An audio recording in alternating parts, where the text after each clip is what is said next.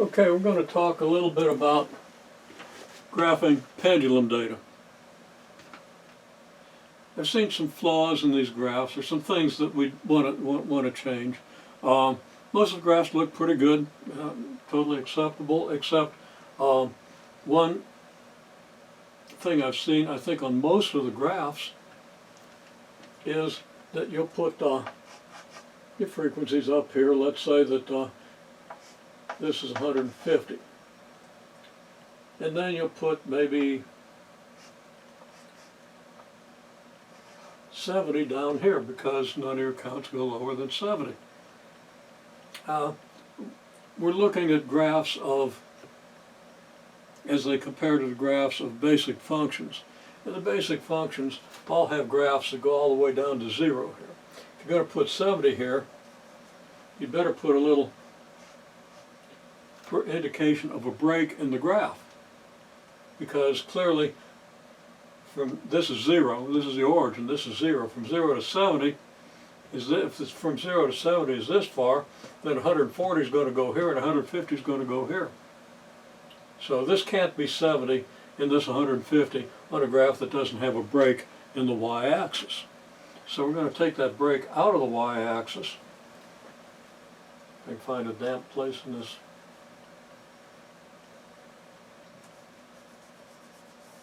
We'll just take this stuff out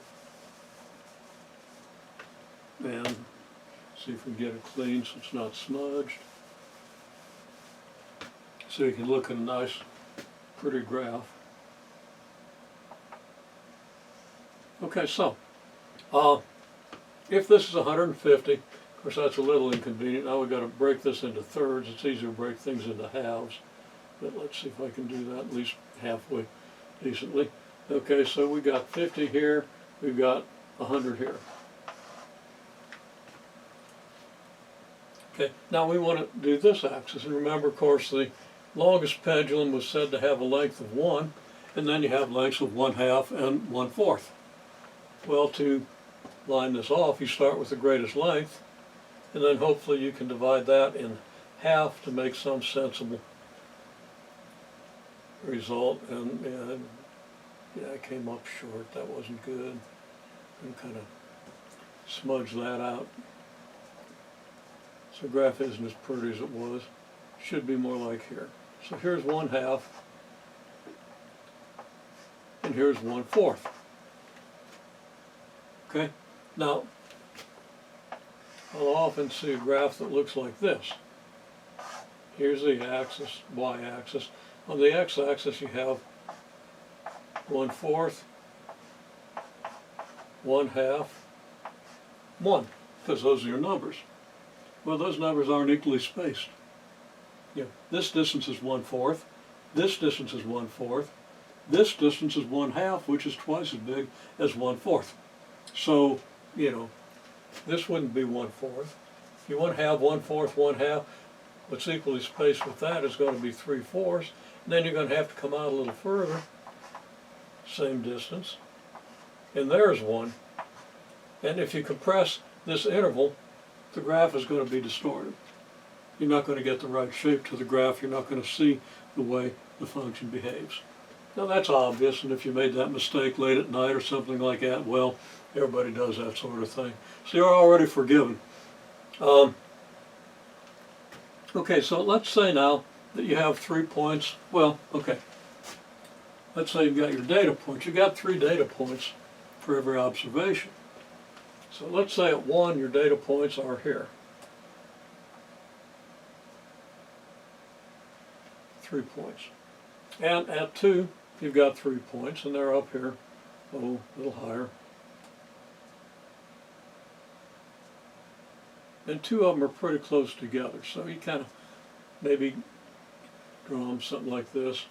One of them maybe just a little offset to the right or left, so you get the idea of where the data points are.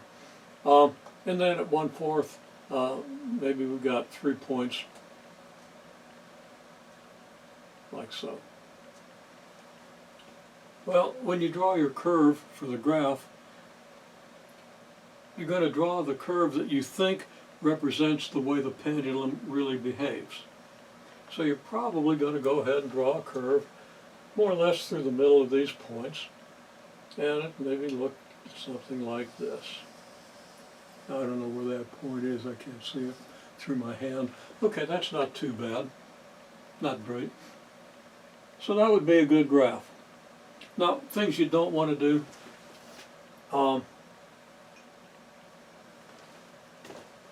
you don't want to go point to point. Straight line to the middle of this group and a straight line to the middle of this group. Because that's not the way the thing behaves. The pendulum doesn't suddenly, at this point, just because that happens to be the point you observed, all of a sudden change its behavior drastically.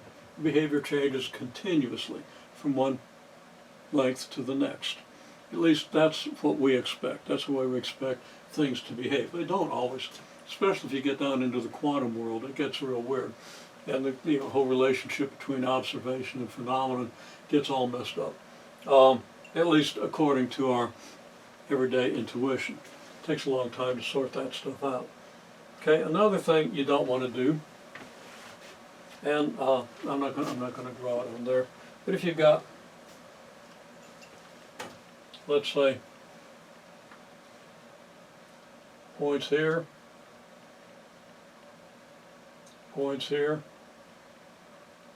and points here, you don't draw a graph that goes through these points, comes down to here, goes through these points, comes down to here, and goes through these points. All three of those points don't represent anything that really occurs in the real world. It's just your observations. Maybe the count is a little ambiguous. Maybe the actual count for given length would be 80.5. So sometimes you would count 80, sometimes you would count 81. Okay, it'd be very easy to do that. Sometimes you miss a count. Sometimes your eye's a little off in what you're counting. If you're holding the pendulum, you don't start at exactly the same instant every time. You'd have to practice a lot to be able to do that, and that's not our purpose here. There is just one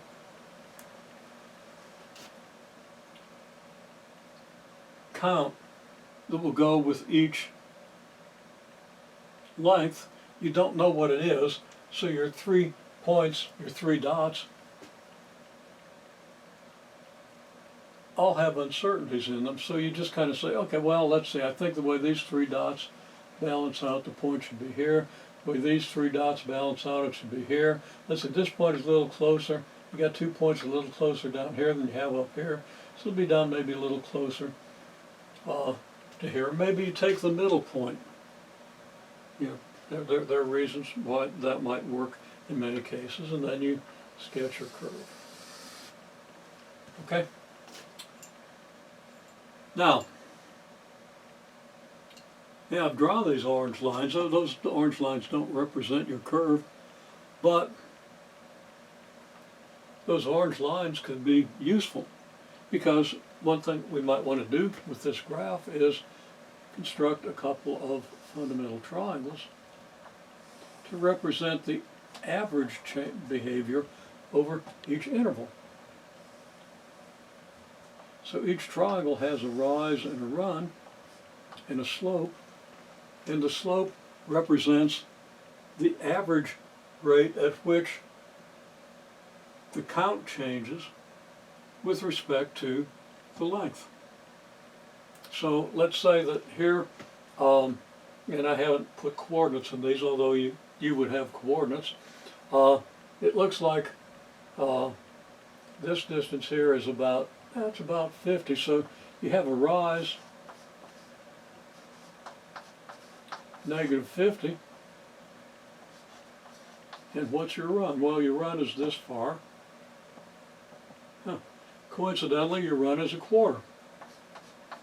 Well, that's no coincidence, because, of course, this point has an x-coordinate of a quarter, this has an x-coordinate of a half, and from here to here is a quarter, right? So you have a run of 1/4, a rise of -50. Now 1/4 of what?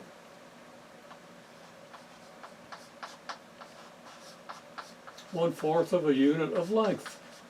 Your rise is negative 50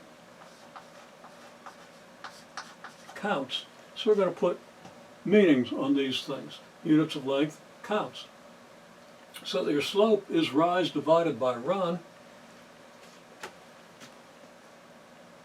Now, I drew the thing here. Probably should have drawn it here so I had more room to write it, but I thought I'd be clever so that my labels here wouldn't interfere with my labels here. Now I don't have a good way to write the slope, so I'm going to write it over here anyhow. Slope is rise divided by run. Good heavens, something. Can you hear that? Large squirrels. Actually, I guess maybe my wife or something. She's not that big. Okay. Rise divided by run is what? Well, I'll continue here. Negative 50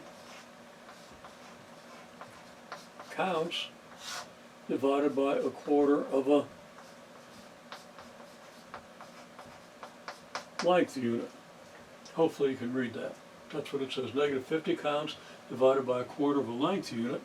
Well, 50 divided by 1/4 is 200, so that's negative 200 counts divided by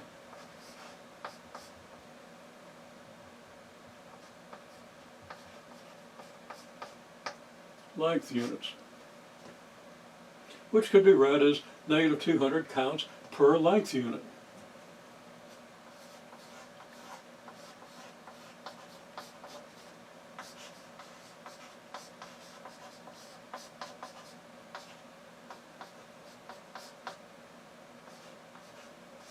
I'll say or 200 counts per length unit. Now that's not your logical or. It's a little different use of the word or since you all are doing some logic here. Okay, so here's my slope. I'm going to put my slope here.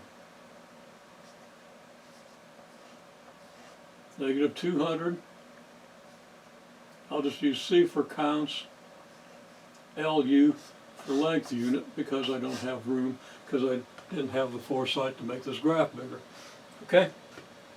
That's C over LU for counts over length units, counts per length unit. Okay, here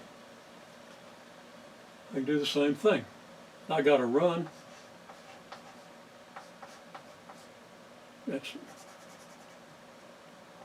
1/2 of a length unit and a rise.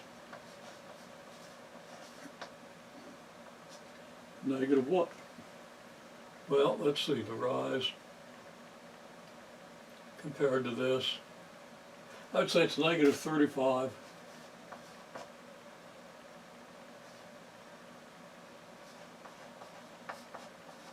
I'll write out the word counts even though I got to kind of blur it. So there's the rise, there's the run.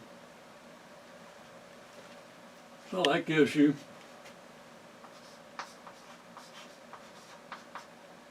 equals negative 35.